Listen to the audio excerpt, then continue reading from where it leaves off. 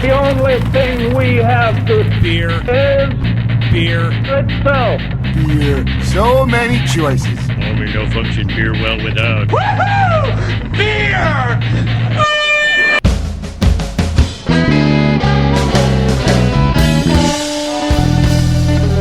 Hello and welcome to another episode of Beer Busters, where we're going to bring you the news and reviews of some wonderful brews. My name is Dan Baker, joined as per the usual by my co-host and brewologist, Steph Hefner, and the demented and fermented Squall. Wayne Baker. Remember, snow squalls are possible. Well, we've traveled around the state. We've been to this area a few times.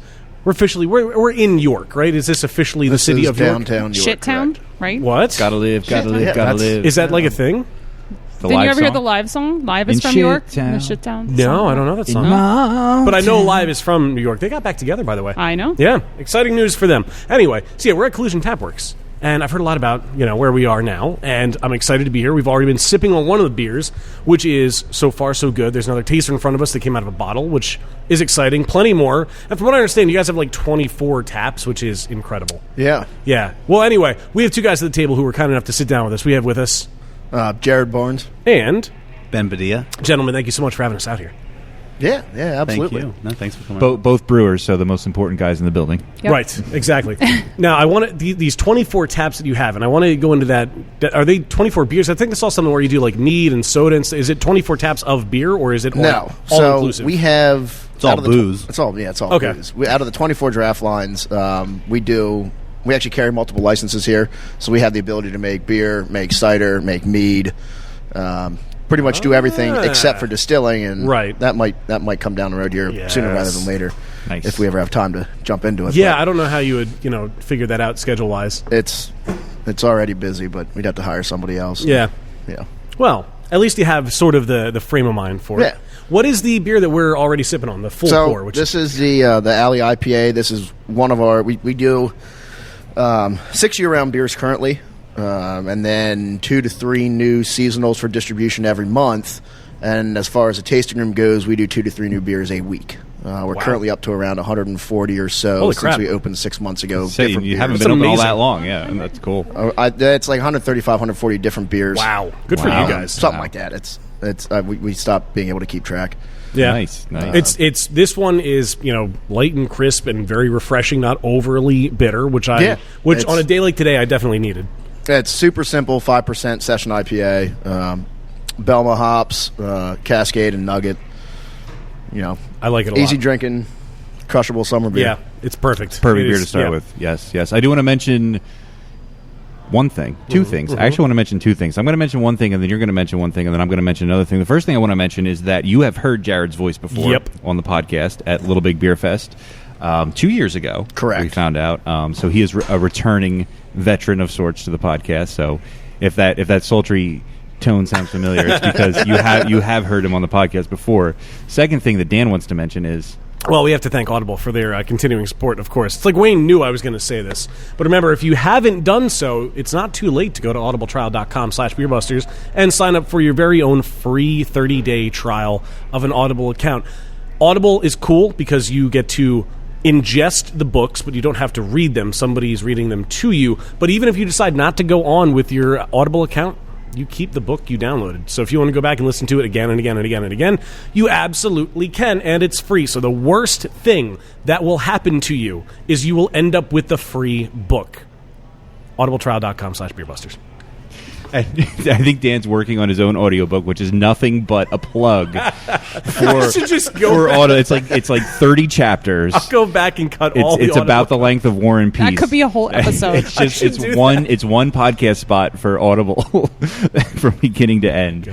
Another way you can support the show is go to patreon.com/beerbusters and sign up to be a patron and donate a couple bucks each time we release a podcast episode and get cool behind the scenes perks. You can learn more at patreon.com/beerbusters. Yes. And you can support us by coming to see us, too. We have a few awesome events coming up. April 23rd, of course, is Imminent Liquidation. We'll be recording there, Yes. which is freaking crazy pretty of us. I awesome. have will not be there. I have not been to We've that got a before. Firkin. Oh, it's... You got a Firkin. We're bringing a Firkin up. Oh, That's my God. freaking awesome. You might be hearing these guys on the podcast again Yeah. in the near Yes. future. be prepared for drunkenness, but Drunken that's the next debauchery 2.5 hour is- yeah. episode. We need to cut at one point. And then April 29th, of course, will be at Little Big Beer Fest on the Beer Busters stage. May 20th, we'll be at the 3rd annual Schuylkill County Brew Fest for the 3rd time. We're looking forward to that.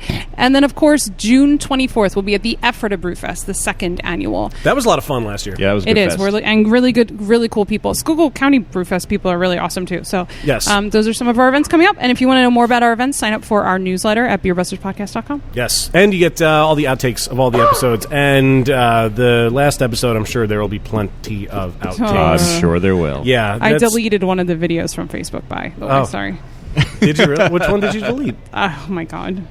I didn't even know you took video. He took that one. Took Facebook Live videos, and the next Facebook morning I'm like, "What is this? No. This needs to be banished from the internet."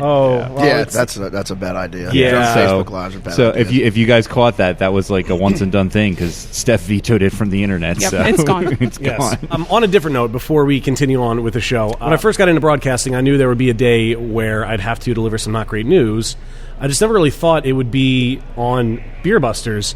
A past guest of the show from Molly Pitcher, Zach, has unfortunately, he passed away suddenly recently. And it took everybody by surprise. And he was such a nice guy. He was such a cool friend to us of the show. We had him on a couple of times, not only at Molly Pitcher, he was at some of the festivals. He introduced us to... He was on when we were at Sunny Bray. Yeah, to Adam. Such a cool guy. And just out of nowhere, I didn't see anything about a cause or anything, but unfortunately we lost a friend of the show.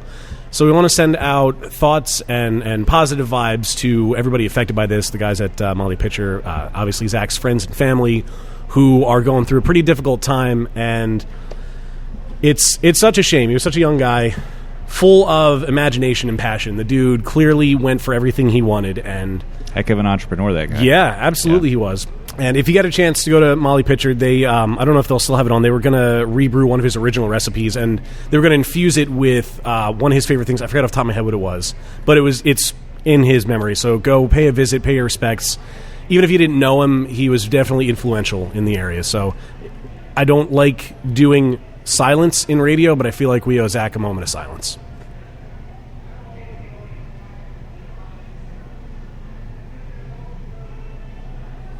Well, on with the show.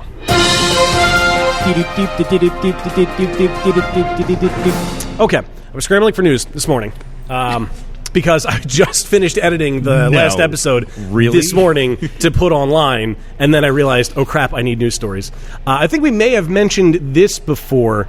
Brewdog has unveiled plans for a doghouse, which is a crowd-funded craft beer hotel at a new Ohio brewery headquarters. I can't wait.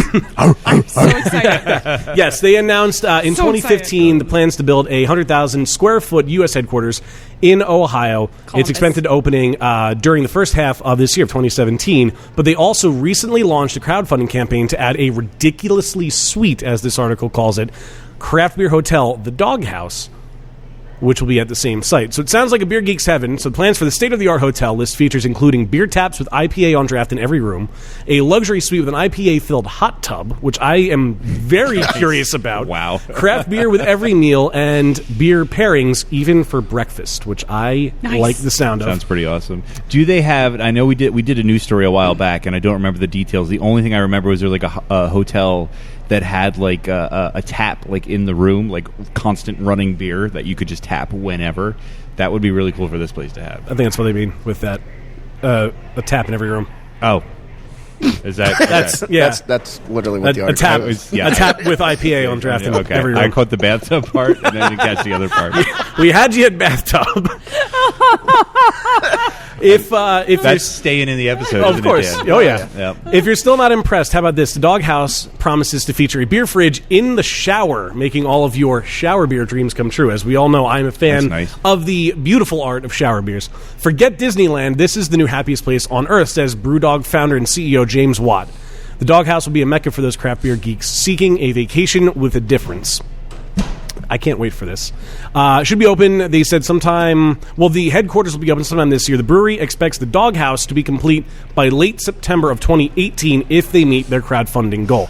So, if you want to go to this heavenly hotel, and the pictures they have The mock-ups are awesome. It looks so cool. Dan, can you tell from those pictures? Is there like a tap in every room that just like has beer on demand? At all that would be a really cool That would be a idea. really cool I feel like idea. we should wouldn't pitch it? that idea. Yeah. I'm looking forward to this. Their new brewery, their new facility looks gorgeous. Yeah. I can't wait to see this happen, but then I really want to go to the hotel. I mean, I haven't been to the Dogfish Head one, but this will be one that I will make a trip to go to. Hells yeah. We need to make it a weekend. That sounds good. We to could me. do that. Hells yeah. I cannot wait. I do also want to. I think I owe Dan a bit of an apology. Do you? Because when you brought up shower beers before, I gave You you were like- crap. you I were was like, so that is offended so by the weird. idea. Like, where is this? This idea is crazy. And then I did it because I thought, I You got to did. try that. I knew it. I told Yeah. you don't knock it till you Yeah, try it's it. pretty nice having a nice. Did you cold see beer in people the are summer. tagging us in their shower beer pictures on Instagram? I too? didn't. Yes. Oh, no way. Oh, keep them Yes. coming. Nice. Keep them coming. Nice. So go Hashtag ahead. shower Tag beer. us in your shower beers. Yes. Apparently, it's now a thing. In other news, so we all know there's this thing with celebrities and bands and everybody getting their own beers that they have in collaboration with somebody. Some are really cool, and then you have like the subtle hint of lemon, the Iron Maiden beer, the Subtle Trooper. hint of lemon. Exactly. Anthrax has new beer. Ladies and gentlemen, I am here to tell you that Larry the Cable Guy is the my next God, one. nice. Yes. Earlier this week, Upstate New York Brewery Butternuts Beer and Ale announced it was releasing a beer. Butternuts, no way. Yeah, in honor of legendary metal band Anthrax, which was called War Dance. In January, Crying Eagle Brewing in Arkansas welcomed rockers Foreigner into the brewery to release its hop-blooded IPA. And now, I see what they did there. Carson's Brewery out of Evansville, Indiana. IBUs of 103. I really hope it was 103 IBUs. I didn't even think of that. They have announced it's brewing Get Her Done beer, which is a cream ale. It is, of course, Larry the Cable Guy's motto and also the name of his book and the title of one of his stand-up shows, and that's just everything he's known for. Larry the Cable Guy represents the nuts and bolts of the heartland of America, brewery owner Jason Carson tells craftbeer.com. Wow. Carson says the comedian, whose offstage name is Daniel Lawrence Is that Whitney, in quotes, comedian? No, believe it or not. He is a big beer fan, and his rep reached out to Carson's to see if they'd be interested in partnering with him. The brewery worked up a few recipes for him to sample, and then they landed on the cream ale as the favorite. This is the brewery's first wide release of a cream ale. The Indiana brewery has 7 core beers that distribute to 7 Midwest states. They asked about what motivated the partnership, and Carson says they were definitely working the humor angle with Get Her Done beer. Our partnership is... And it's his only freaking tagline. Seriously, what else were they going to call Exactly, yeah. The partnership is our way of bringing a smile to the face of every American during these unsettled times, Carson says. The can art for Get Her Done Cream Ale features the comedian in front of an American flag with "This beer is made in America" inscribed on the front of the label. It will launch April 1st with 12-ounce cans coming on May 1st. Get her done, everybody. Wow. Get her done. Wow. Now, I know the craft beer industry has come close a number of times, but is this like when they officially jump the shark? I don't know. It's like it. Well, okay, we got to break it down for a Okay, second. Hansen had a beer. Hansen had a beer, which is apparently What good. other I've heard good ridiculous things. celebrities? There was have had Hop. a I beer? kind of want to try Hops. Didn't they open their own brewery? Did they? I think the Did they have Hansen a brothers brewery? were actually opening their own brewery. Wow. Wow. Okay. I'm looking this up last as we I heard speak. About Hop. Nice. Thanks to the Collusion internet, we're able to fact check this. Yes. This is episode. true. This is true. Dave Matthews, Do they have a beer? he's got beer. Really? I always thought he was part of Star Hill. I'm pretty sure he's part owner of Star Hill, Wow. I didn't know or that. has some sort of ownership equity in Really? Star Hill. Yeah, no I had joke. no idea. Wow. That's always what I believed. They have a beer festival, but not a brewery, it looks like, Okay. for Hansen. Okay. That's still a little too close. I didn't know Dave Yeah. Matthews had one. I And then, didn't of course, either. you have all the ones that Dogfish Head does. But Yeah. so Larry well, the Cable... but there's like beer and band collaborations or whatever. It's cool, but Right. like there's a lot of stupid celebrities that are getting on the like I have my own beer bandwagon. Now that I think of it, I don't know of any other celebrities with their own beer. I know there's liquor is a big thing. Like Dan Aykroyd has a like vodka or tequila or something. And Well, what's his Crystal name? Skull. yeah, It's yeah. 50 Cent. 50 Cent. Yeah, he's got his own Vodka. booze. the guy's the daddy. Would you like some sausage? What's that guy's name? Fred. Shit. What the hell's that guy's Durst. Yeah. Fred. No, it's not Fred. No, no, I'm thinking John? Freddie Got Fingered was Yeah, the movie. Tom Green. Tom Green. Oh, Yeah, yeah, beer. this I is didn't know. the Tom Green beer. Which I mean, okay, that's This it's is not my the favorite green. Yes, beer. that's it. That's it. Yes, it is. So even though it seems like no one at the table is a fan of Larry the Cable Guy, I know I am not. I'd be interested to try the beer, but somebody out there is a fan of his. Dave Matthews has wine. I know. Yeah, I know he's one. Oh, Dreaming Trees. That makes wine. sense. Is that a thing in Dave Dreaming Matthews Trees is a Land? song. Okay, I And of figured as course, much. Marilyn Manson does absinthe. Nice. Oh, Will Wheaton. Oh, well, of course. Will Wheaton yeah. actually the Stone brews beer. collab. Like, yeah. And he's Which we swooped out. still need to get him on the show. So, Will, send us an email. That's right. I better be on that show, let me tell you. All right. I have a feeling if it ever happens, it's going to be on the phone. Probably. Unless we go out there. I'll go out there. I'll go out there. I'd go out there. All right. Hell yeah. We go to HopCon. That'd be awesome. Yes. So we are here. We are Collusion Tapworks. And we already mentioned the beer we were having, the Alley IPA, is delicious. And so you said, since you've been open the 6 months or so, 140 different. It's anywhere between 130 to 140 at this point. How?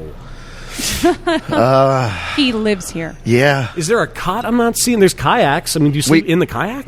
I have, but not here. Right here. We sleep right here. We sleep on grain bags. That's fairly comfortable. No, we actually, both of us Do you live next door? don't live together, but we live next to each other. Okay. Literally so it makes a it block easier to away. get Not here. even a block away from Yeah. here. Okay.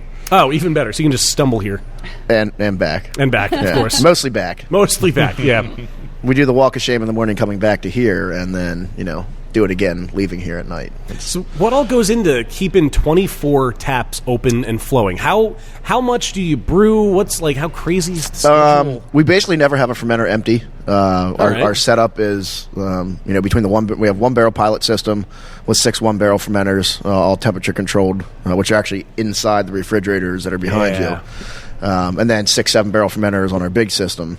So at any given time, if we're doing just your straight up basic ales, we can turn around, if we really wanted to, 24 different beers a month. Wow. Wow. It's incredible. We actually are pretty close to hitting that number, to be honest. I mean, we're doing around 15 to 18 different beers every month. We do 2 to 3 new beers every week. Now, how many of them are regulars that are on most of the time? 6. Okay.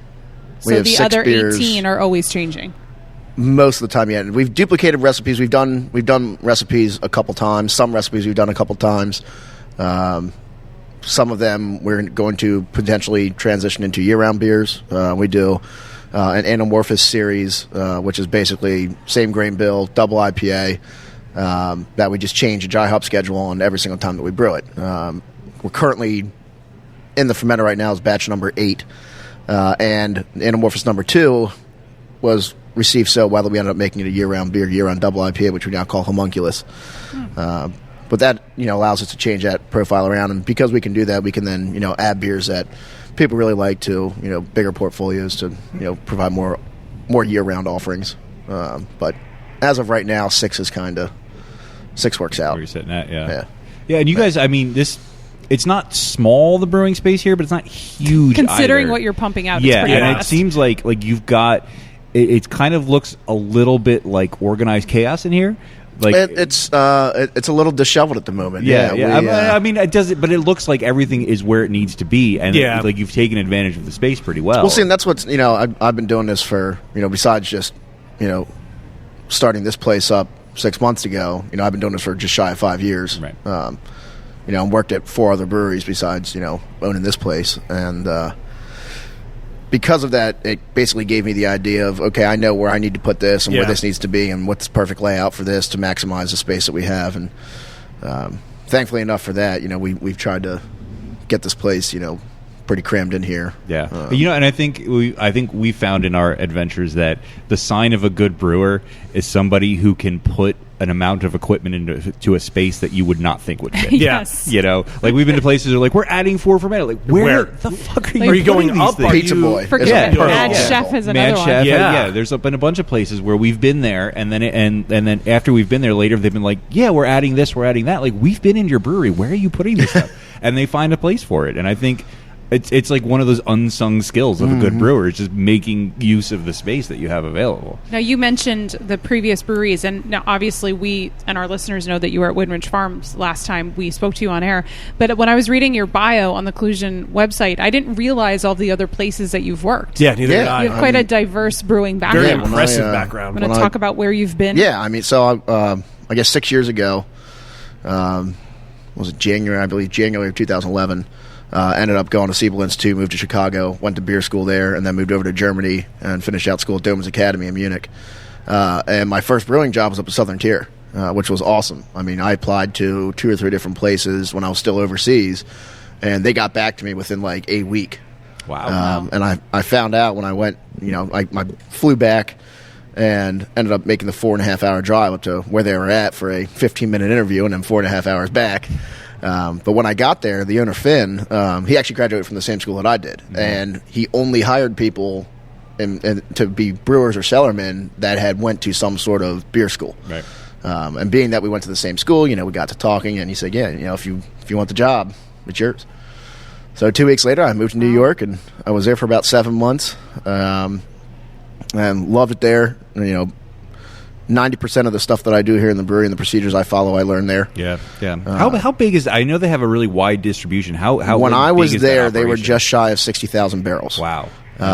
Right as I was leaving, they were installing the 100-barrel fully automated Steinecker brew house with 600-barrel fermenters. I know now they're probably up to 120 or 130,000, maybe even more barrels a year. Yeah. And I know that since they've merged with Victory, I think they're topping out around 400,000 combined. Wow. But yeah, it was massive facility. Yeah. But I mean, it was great. It was awesome. Yeah, and that's exactly the kind of brewery where you're going to learn the real skills that you need. The quality control that is done there of is course. second to none. Yeah. It's incredible. I don't want to harp on them too much, but what do you think, or what was the brewing process like, or how intense was it with creme brulee? That's one of my favorite beers. I can't drink too much of it, but I really enjoy it. So liquid alcoholic diabetes. Yeah, so exactly. with creme brulee. He's like, how do I put this? No trade secrets? That's the problem. Is unfortunately it's all I don't want to put that out there. Yeah. I would just imagine it was a tall order to brew it, though, right? It's not as difficult as you would imagine. Really? Okay. It's really not. All right. Making the beer itself, I mean, that's a really big beer. Yeah. And that's one of those.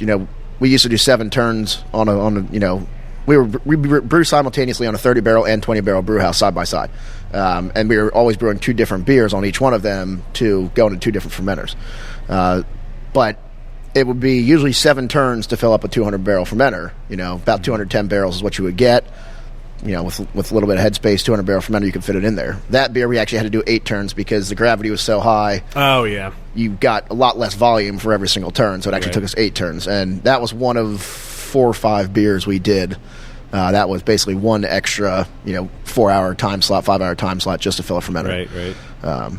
But, I mean, the base beer by itself, before all the, good stuff is added, is delicious. And we used to take that and mix it with pumpkin. Ooh. And do that, chocolate. Did that make pumpkin good?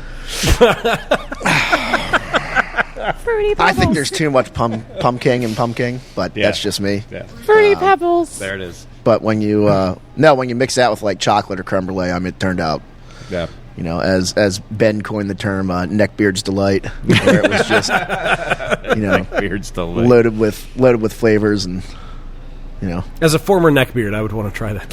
Yeah. So you then left Southern Tier and you headed south. I did. While I did love working there, I worked basically 13-hour shifts overnight. So Thursday, Friday, Saturday, Sunday, I worked from 6 p.m. to 6 a.m., which usually worked out to be 5:30 p.m. to 6:37 a.m. And then I had off all during the week, which was great.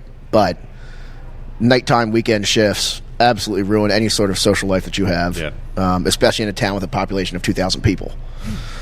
Not to mention the one night I was inside, working, got there, it was 50 degrees out, walked out the next morning, there was 2.5 feet of snow on the ground in 12 hours.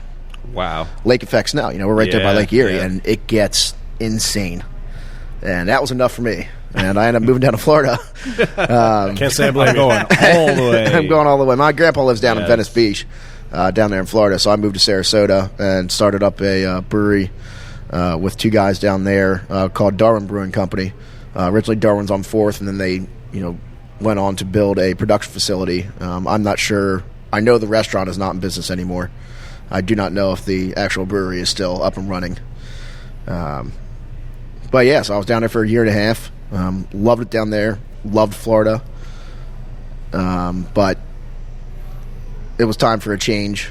And ended up leaving there. Then you came back north. I did. You just I keep did. going like up and down the eastern. When I left Darwin's, I got 4 pretty amazing job offers. One was working at Cigar City. Oh, nice.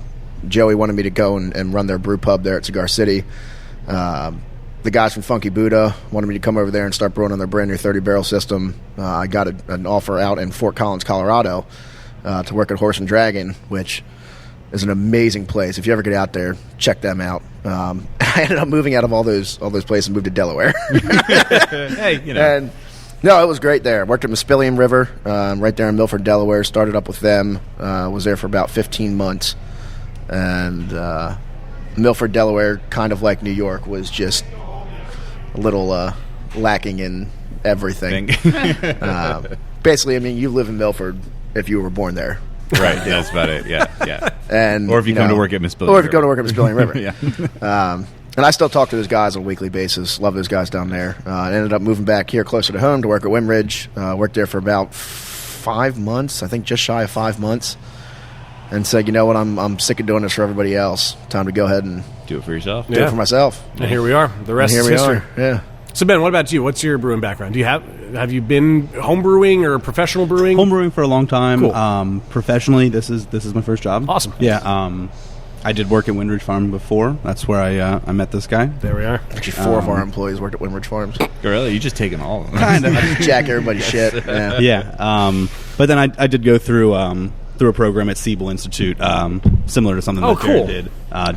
Didn't go to Germany and didn't actually go to Chicago. Did an online program through Siebel Institute, and have just been making beer at home for 6-7 years. Maybe. Well, he's going to send you to Germany on that sweet collusion dime, right? Yeah. That's right. It's coming, right? That's right. Yeah, and Yeah. I'm going too.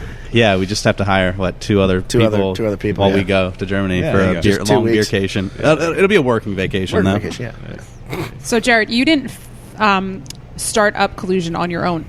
No. Actually, it's myself, my dad, and my uncle. The 3 Bs. The 3 Bs. The 3 Bs. If you ever look at our logo in sign language, it's actually the letter B and the number 3 on the hands. Oh, really? Oh, that's cool. Crap. Huh. That's why there's 3 faces on our logo. The letter B and the number 3. That's where that whole thing came from. It's all like crazy, like inside, like Oh, Illuminati. I stuff knew you were Oh, going to say you didn't- Illuminati. If you look at our We logo, are actually funded by the Illuminati. By the it's- Illuminati. It's the Illuminati thing on the top of the dollar bill, on top of the hop. Oh, on there. wow. Oh, it is actually. Yes. Holy crap. It's the whole And the collusion, Freemasons. yeah. Nice. What's the creepy face? I'm sorry, I don't mean like. So there's 3 of them. There's Right. basically 3 noses, and it's the 3 different. Oh, I get facets it. of Oh, my wow, dad, my wow! I didn't uncle, even and see it that myself. way. Oh, that's cool. Yeah. Oh, wow, that's neat. Yep. I like a logo with a story. That's Yeah. awesome. Yeah, and then the whole Illuminati thing works with the whole collusion name, so it Yeah. worked out pretty good. But yeah, they basically, they knew that I was moving around so much, and I wanted to do this on my own. But of course, being a brewer, I'm absolutely broke. So they said, we'll help you fund it, and yeah, that's how it began. We broke ground in construction here, January, I believe January of last year. And Wow. Opened up in September. It's relatively September quick 2nd. That is turnaround. pretty Yeah, that's quick. actually. Yeah, my that's pretty- my dad does construction management and technical coordination for a living, so Nice. he basically knows Perfect. exactly what I don't, right. and he expedited this significantly, That's cool. which really helped out. It always reminds me of like South County with J.R. Heaps, where he's like, Yeah. I just built everything. Like, we just Yeah. built this building. Him and I his just brother. built it all. Yeah. Like, yeah, well, that helps. If you know how to do that, that really helps. Or if you Yeah, have we somebody. like yeah. those guys down there. Like, we've done collaborations Yeah. with them. We've got another one coming up here. Sweet. Nice. We're basically going to do a hybrid homunculus meets Cosmic Nod. Oh, nice. Nice. And I have work one something can like of that Cosmic out. Nod left in my fridge, and I'm hoping to save it for our next episode because I know we're in-house and we're going to be talking that's a lot gonna about be PA sweet. beers. Yeah. It's like, don't drink it, don't Don't drink it, don't drink it, save it. Did you guys, anybody see, actually, JR, speaking of, posted a screenshot of an untapped Oh, my God. review. Oh my! I saw Yes, that I morning. did. Really shitty They review. shit all One over his quarter Twitter. star. What a sweetheart, lol. It's just like respect for him to just like put that, like, look what this Yeah. guy said. Like, he just shit all over my brewery. wow. Whatever. Yeah, that I couldn't. Well, I could believe that. We've gotten. People. We like had to we have had a opinions. half a star review for our Vivid River, which we're going to drink here in a bit. That was basically ew, I hate sours. I absolutely hate sours. Then why did you Half a order star. it? Why are you drinking it? I have to say, porchdrinking.com, really cool website. I've met the people, two of the people from the website a few years ago when we were in Brooklyn. They recently posted an article, and it was titled something like "Why I No Longer Rate Beers on Untapped." And I just I was applauding as I was reading it. One of my Because people friends ask me all the time, they're like, "What? Don't you like any beers? You never rate them?" I'm Yeah. like, "No. First of all, I don't think my opinion should influence someone else as to whether or not they should drink a beer. And a lot of these people that I'm drinking their beers are my friends. And you know what? I'm not going to do it. It's just not- ridiculous." Yeah, one of my friends yelled at me for it, and I started doing it again. I was kind of like, I don't know. Plus, it also puts too much thought into it. How, Oh, so we force all of our friends to rate all of our beers 5 stars. well, Steph does the same thing with her homebrews. Yeah. Oh, well, all my home brews are That's 5 stars. true. Clearly Every 5 beer I stars. brewed for Iron Hill was 5 stars. stars. Oh, Great, totally. yeah. Come on, Of course. let's go. Especially that That's how root it is. Of course. But no. So if you're interested in learning more about that, I highly recommend that article. I believe I retweeted it when they posted it. I don't but think I've ever been on that website. Interesting. Well, speaking of beer, I was going to ask another question, but I got ask a riled question up about Untapped. I don't remember while now. we start sipping on this duplicity, because I'd really Are like we to moving try it. on to the... I still have a few other questions. Do we want to? I remember. Okay. So you've only been open for 6 months now, but you're already talking about expansion. Yeah, so You're crazy, first of all. I never expected to have this conversation within 6 months of us opening our doors, Or 4 months.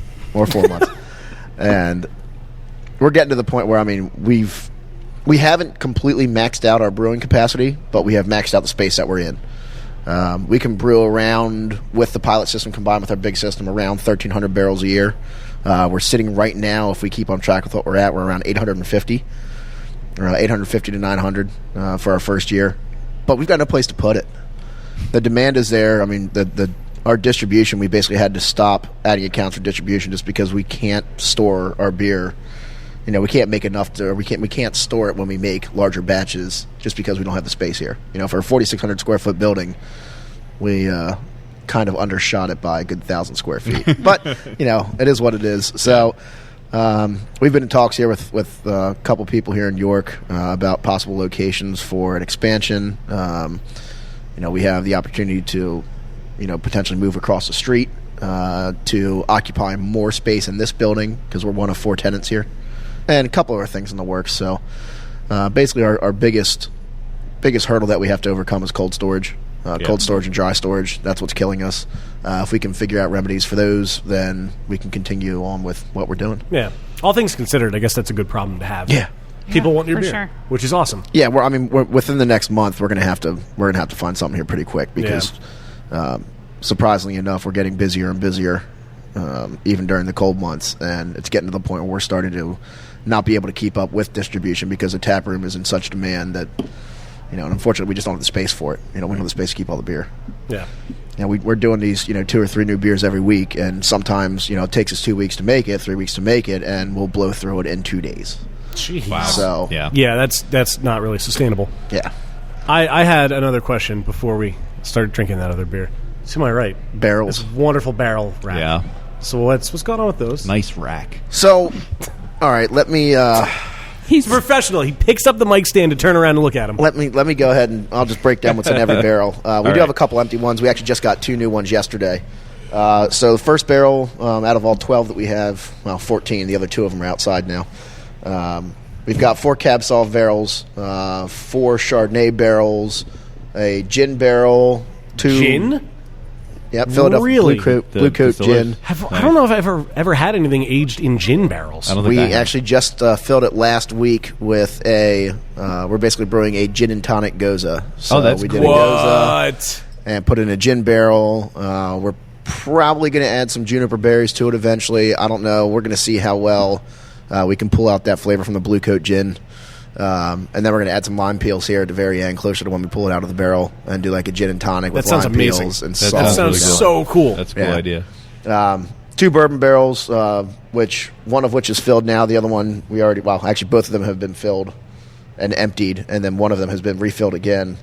We did our bourbon barrel aged Russian Imperial Stout, which is Betrayal. It smells like betrayal. Yeah, and now we currently have it filled with Masquerade, which we'll also be drinking tonight with some coconut in there. Oh, cool. We have a Knob Creek single barrel select barrel, that we just got from one of their 130 proof Knob Creek single barrel releases, and that'll be filled with a new beer called Harlequin, which is basically Masquerade on steroids. And that'll be around 9% going in that barrel here next week. We've got a couple different sours in here. We've got our Solera project called Many Moons. We filled this up a week after we opened, and we will be releasing the beer on our opening day, or on our 1 year anniversary. Oh, cool. We're going to be taking it. It's golden sour ale, primary fermented in a cab solve barrel with random inoculations of multiple Brett strains, multiple lactose strains. Random inoculations. I think, ding, that's the episode. It was kind of like a let's find all the yeast that we can that's funky, weird, and sour, and throw it all together. Hashtag pitch all the yeast. Yeah, and so that'll be what we'll do is we'll take that out, we'll empty half of it, and then refill it again with the same beer. So every single year it'll be a little bit of the original beer for however many years that we're open. That's cool. Yeah, That's really cool. so it's kind of our little Solera project. And then the best ones that we just got were 2 tequila barrels. Nice. Which I know one of them is an añejo. I don't know which one, but that was very apparent by the smell and the age of the barrel. The other one I haven't opened yet, but that should be pretty fun. We're doing Ben wants to do a strawberry margarita goza in one of them. Nice. So we'll do that. It's got Steph's in approval. one of them, and then the other one is going to be we're going to take more of that Harlequin and do kind of a Mexican porter with Interesting, yeah. Mexican coffee, Mexican vanilla beans, cinnamon, and ancho chilies in that one. Ancho chilies. Steph, Ancho chilies. Those ancho chilies. So yeah, we like to play around with that stuff. it's pretty fun. That's awesome. And actually, the beer that we're about to drink came out of one of those barrels. So Well, Hit that's the button, hit if the I've button, ever hit heard a the button. segue. Beer me! Okay, so what is this first one? So this is Duplicity. We actually made 2 versions of this. One was it's golden sour ale, 6.7% that we did and aged it in. One barrel was a Chardonnay barrel. The other one was a Cab Sauv barrel with a bunch of peaches. Would you say millions of peaches? I would say millions of peaches. But they weren't free, were they? They were free. Oh, really? Yeah. Oh, shit. Okay. Yeah, they were free, actually.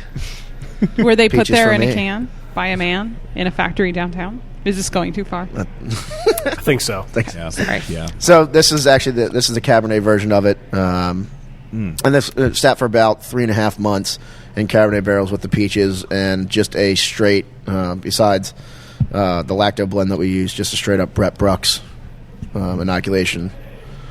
And we released this about a month ago. I really, really love the aroma on this. Yeah. Yeah, so I don't always sniff the beer first, and I know I should. But when I do, no, this one Really? it drew me in a lot. It's a nice subtle tartness you get out of the aroma, and almost like originally when I first took a sniff, I got like cinnamon in there too. Then you take the sip, and that's just a little bit. I didn't get it in the, like in a the slight taste though. spice. Like Yeah, not, but man, this is good. This this is really nice. Yeah. Nice. And it drinks very easy, and it's not super tart, just tart enough. A nice subtle peach. It rounded out pretty well. I like that you get the barrel, you get the wild yeast, you get the peach, there's so many things going on in this beer, but you get each of them, and they're so well balanced together. Yeah, it turned out really nice, and that's one of the difficulties of doing barrel aged stuff, especially sour and wild barrel aged stuff. You really never know what's going to happen. Yeah. You can try as much as you want, but the reality of it is 50% of the stuff that you make in barrels is probably going to go down the drain. That's just it's just Yeah, just you're the way really it is. rolling the dice. Yeah, Yeah. exactly. Yeah. Yeah. So you poured this from a bottle. correct. Our bottle release is something you're planning to do regularly here? At the Yeah, tap room? we've done 1, 2, 3 of them so far in 6 months. in 6 months, and we've got a 4th one coming up actually next Friday. Oh yeah. So Last Friday, people. We'll be in By the time yeah. this hits the web, in podcast St. time. Patty, we're doing a St. Patty's Day bottle release. So far, we've done a bourbon barrel aged imperial brown ale with spices called Sugar and Spice. It's basically a 9% quote unquote pumpkin beer, but that was released back in November. December was the Betrayal release, and we did 3 versions of that, which was a Cab Sauv barrel aged with cherries, 12% Russian Imperial Stout, and then bourbon barrel version of it, and then we actually did a double barrel blend of them where we took them, blended them both together, and there were only 24 bottles of that we made. Wow. And I know there's still a couple floating around out there that people haven't drank. Yeah. We did the same thing with the Duplicity. In January, we did the Duplicity release, middle of January, where we did the Cab Sauv, the Chardonnay, and then did double barrels of that as well. That, unfortunately, we did not do enough of them for ourselves, and I think there's only 3 bottles that are out there, 2 of which are in our lab. And we sold about 20 of them to the public. Wait, I love that you just said lab. Yeah. I love that. I think so many people open breweries and they don't want to invest the money. Well, we don't have a lot of money. We're going to invest our money in our equipment, or we're going to invest our money here. We're going to put a microscope in thing, the corner and just be like, yeah, that's it. Even if that's all you get, at least it's something. Yeah. Like, it's so important. I feel like from what I've learned in my studies and my experience in the beer industry, like having a lab is such an integral part of what we do. And I got excited when I heard you say lab. I can tell. That's that Southern Tier influence on me. Yes, it's also guarded by Darth Vader. So it's guarded by Darth Vader, and we have a skeleton in the very back that's protecting all of our assets as well. That's awesome. Nice. So what sorts of tests go on in your lab regularly here? So we'll do like yeast vitality checks. We'll do VDKs, visceral diketone tests for diacetyl, just random stuff here and there, depending on what we're doing. Nice. That's all way over my head. That's the fun stuff. We can get pretty sciencey with it. We can get pretty basic with it too. It intrigues the hell out of me, but I have no idea what you'd be talking about. Yeah, it's fun, man. It's a lot of fun.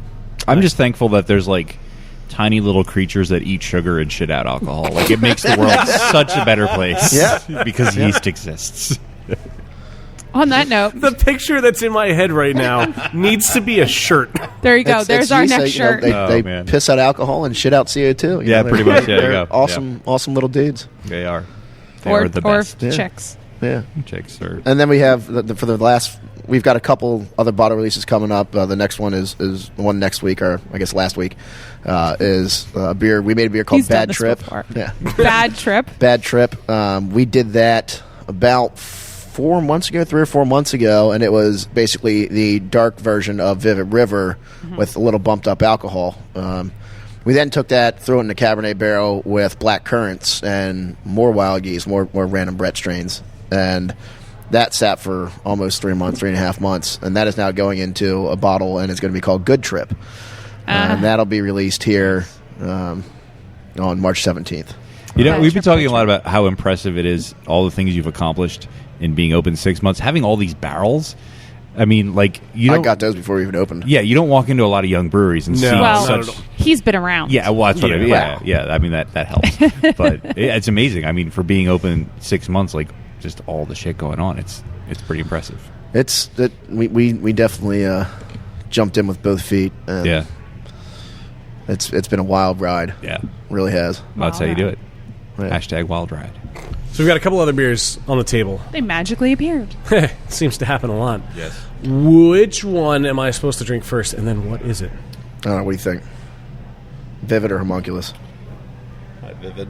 Vivid. Okay. Vivid was first. the first one, right? Whichever one smells sour. No, Homunculus was laid down. No, Vivid was Vivid first. Vivid was first. All right. Yeah. Yeah. So Vivid River is actually a interesting. That's definitely the sour one. Interesting concept that we've done here. Basically, this is a Norwegian farmhouse strain that we got that ferments at 95 degrees. Oh, wow. And we take it and we shoot it up real high in fermentation temperature. Just let it do its thing. This is a kettle sour beer. We kettle sour it and then ferment it out with what we've now dubbed the mutagen yeast strain. Basically, we've put it through the ringer. High fermentation temperatures, low pH, just kind of purposely fucked with it to make it get funky, weird, sour. And we're continuously repitching this over and over and over and over again. This will not be something that we stop pitching after 5 or 6 generations.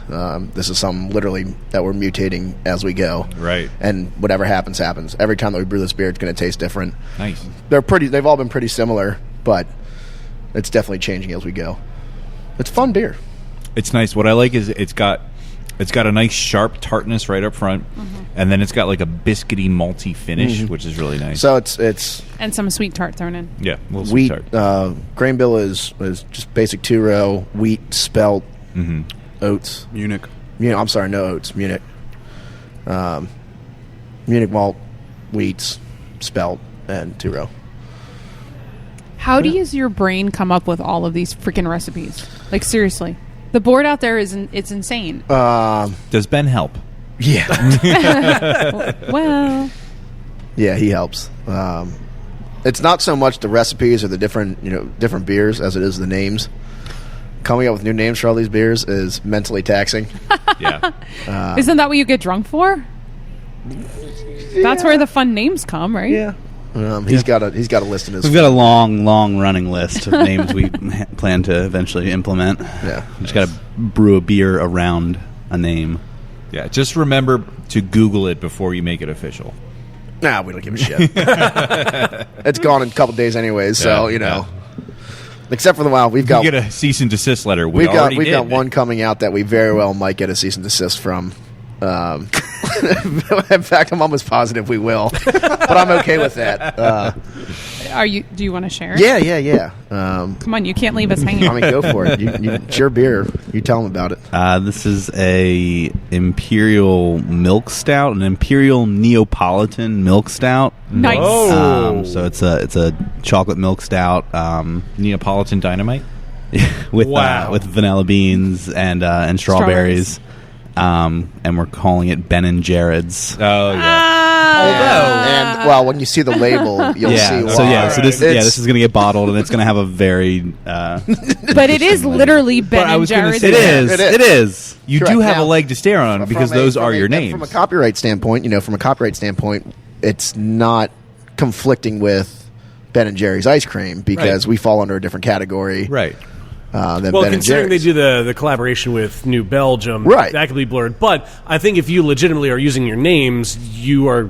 Yeah, but when you see the logo, you'll understand. But then why. you it's incriminate literally a yourself copy with of. that. It's literally a copy. Well, of, I don't. I won't tell them. We're maybe 100 bottles. I mean, there's only going to be 100 bottles released. Nobody will know. That's what I'm saying. You get a cease and desist letter, and you reply, "We already did. It's Right. gone." We So already you mean saw it. there'll be We have ceased and desisted. You mean there's going to be 99 bottles? Yeah, released? well, Yeah. 90, 97. 95 because and a bitchy one. we're keeping some. But yes, that'll be coming out here pretty soon. That'll be bottled up probably next week or the following week, and then we just have to Nice. wait on labels to come in. Nice. But That's cool. It's a really cool idea. Yeah. yeah, I like that. It's Yeah, perfect. the Ben and Jared's series will probably continue on. Continue. We'll continue with an ice cream inspired line of As long of as we can beers. get away as with long it. as we can get away with it. Yeah. Yeah, and well, I mean, we're gonna basically roll through all of Ben and Jerry's ice cream flavors. Start with beer. just take them off. And here's Cherry Garcia. It's a good source Jared's of inspiration. Garcia, Yeah, I you mean, know? yeah, Jared's Garcia. See? Wow. Wow. Wow. By the way, So illegal. Ben and Jerry's So now has illegal. vegan ice cream. Did you know, Dan? I did see that, and I've heard it's actually really good. It is delicious. I had the peanut butter and cookies, which Okay. is freaking amazing. And I just got a container of the caramel and coffee something or other. Nice. But yeah, our local Target sells it. Very cool. Wow. Shout out to Target. Thank you, Target. It's delicious. But anyway, What So- I do like about this beer is that, like you mentioned, that the biscuity finish to it. The first sip I had, the aftertaste kind of had like peanut butter, which I thought was really cool, and I didn't expect that. And it's probably just my own stupid imagination. no, there's But- nothing. I don't get that, but I don't there's nothing either, Stupid but- about it. I haven't gotten it since, but I thought that was really cool. I kind of feel like 10% of everything Dan consumes tastes like peanut butter to him. Okay. I That's don't a think fair there's anything assessment. wrong with that. That's a fair assessment. You're probably right. I literally have Except for- peanut butter in the lab right now that we could give you if you're, if you're really there you hungry. I'm jonesing, man. You need my fix. I need that fix. That peanut butter fix. Melt it down and shoot it into my Yeah. veins. Peanut butter jelly time. Yeah, I was waiting for somebody. Yes, I mean the Vivid River. I mean that's gonna Peanut butter belly with a J's ball bat. Well, that's an Yeah. old one. That is. that'll constantly change. We're actually doing offshoots of this. We did a beer called Lemon Meringue, which went really well. Which we're actually I'm going to be brewing again tomorrow. where we took Viva River and added lemon and vanilla, and it literally tasted like a lemon meringue pie. It was just kind of a whim, like, hey, we need another beer on the board. What can I take and just change and alter? And that turned out pretty good. Oh yeah, That sounds I delicious. can imagine. Yeah. You could do a whole pie line of beers too. Pies, about that as well. ice cream, Key lime pie, lemon meringue pie, Boston cream cherry pie. pie, your mom's apple pie. Well, that one's already taken. I had that. I Oh, had that's right, you did. Yeah, How I bought was a it? bottle. It was a novelty. Yeah. Did it taste like apple pie? No, well, it did, but it was overpowering with the cinnamon, and then the aftertaste wasn't very good. At least I can say I had it. That's true. Don't give me that look. Hell kind of sound was that? I mean, at least I can say I've had it. But I don't know. I don't even know that I'd say I had It isn't something I would get again, but I can see how people would like it. Was not my cup of beer pie. Speaking of things I might have again, let's move on to this next glass. Well, how would you know you'd have it again? You haven't had it yet, or unless have you? I had it last time I was here. Actually. Well, then I have not So I had literally this am one. having it again. You are. You're having your beer and drinking it too. So Ben, what are we drinking now? Make you talk. I didn't pour it, but I think we're drinking homunculus. We are. We are. Tell us about this beer, Ben. This is our year-round double IPA, heavily hopped with two of our most popular, two of the most popular hops on the American market right now, Citra and Mosaic. Yep. With a grain bill consisting of American two-row, oats, and wheat. Lots and lots and lots of oats. Makes for a pretty difficult brew, pretty challenging technical brew for us, and a lot longer of a brew day. But it's totally worth it. I mean, this beer comes out pretty awesome every time. We're huge fans of it. We brewed a couple pilot batches of it as part of our Anamorphous series, and this one just stood out so much, not only in our minds, but for everybody out there in the tasting room. So we decided to make it a year-round beer with the cool name of homunculus. Yeah. What I really like about it is it's not punch your throat bitter with the hop. It's flavorful with it. We actually do, typically, with your hop editions, you have like a 90-minute bittering edition, and then, later editions in the kettle, dry hop. We actually do 0 bittering hops for this at all. Oh, really? This is all super late Whirlpool editions of quite a large amount of Whirlpool's actually Chinook, Belma, and Mosaic, with the dry hop for this being Mosaic and Citra. Nice. What I really like about this is coming off the last two sour beers that we tried was like those hot, like the first sip, it was like, and now hops. Like it was just like this sudden, like it was like a karate chop of like, now you're drinking a nice dank hoppy beer, and it just, I don't know, it was a really nice sort of like sudden turn from the last two beers we had. It's really, really dank and nice. It's pretty, as Josh would say, pretty juicy. It is juicy. I concur. It's a good sipping beer for having fun. Yeah, and it's 8% too. So Oh, jeez. Oh, shit. Yeah, definitely sip. In these imperial sample glasses. I mean, to the Yeah. brim, they're 6 ounces, but you pretty To much the got- brim, there's Just 6 ounces. Oh, God. It's a sample glass. Yeah. Well, I think Steph is right. We should probably, not that we're not already having fun, but I feel like we should amp it up just a little bit. Let's turn Pump up the jam. Let's get turned, Pump it everybody. up. Let's while get your feet turned. are so big. We are turning the fun dial up to 11. Oh, yeah. Cheers, Internet, and welcome to Happy Fun Time Games, the only podcast trivia segment recommended by 4 out of 5 taxidermists. On today's episode, we are playing the game that is sanctioned by the United Federation of Beerducation, that is libation or fabrication, in which I will tell you the name of a beer, and you must tell me if that beer is real and or fake. Probably or, because it's only one or the other. So that's how this game works. All right. And we're going to start to my left with Ben. Ben, is this a real beer or is this fake? This beer is called Cherry Busey. Absolutely Cherry real. Busey. 100%. Absolutely 100% real, Jared. Yeah, Agreeing. agreed. Well, how can I not say A real? lot of confidence in Real. the first two answers. Steph saying real. Finally, Dan. I'll say real. Dan saying real. Everybody said real. Everybody is correct. Cherry Busey is a 6.9% hee Of course. ABV Flanders-styled Oud Bruin ale from Sun King Brewing in Indiana. It is produced using a complex cocktail of wild yeasts, And aged in a bevy of barrels. You've had it? You both had it? We actually both had that. Oh, really? Last CBC night? year. Once you said that it was Sun King, I remember how we had it at CBC. We in had a Philly Craft last Brewers year. Conference in Philly last year. No shit. All right. All right. There we go. I shouldn't have started with you guys. I should have started to my right this time. I would have gotten it wrong. It's also made with Montmorency cherries, and it won a bronze medal in the 2015 GABF in the Belgian-style fruit beer category. We're going to move on to our second beer of the game, and Jared's going to guess first on this one, and hopefully you haven't had this one. This one is called Only Fools Russian. Is that real or fake? Yes. I'm looking at Ben. He's looking at Ben for more beers than I for a know. clue. Like, yeah. What is it again? Only Fools Russian. I'm gonna say fake. All right, Jared is saying I don't that's know. fake. I'm thinking it's real. It's too hilarious not to be real. It has to be real. If it's think not, so? you guys are brewing it. Is this like Cards Against Humanity, where if you don't know the reference, you have to Like chime drink. in, like say like I don't know what is that in reference What? to? Wow, really? Yeah. Maybe I'm not hearing. There's it a right. phrase called Only Fools Rush In, Okay. and this is Only Fools Russian. Russian. Some sort of Russian Imperial Like Russian style. It's Imperial. Yeah. it's what we call a pun. Wayne loves puns, so it is possible it could be fake. He could have come up with it because he's very punny. We're big pun fans here. Yeah, So. everybody who drinks beer likes puns. That's is my, true. is my theory. Every one of our goes that we do is a pun. Is all Every punny. one. They're And all they very will punny. continue to be puns. Yes. They should be.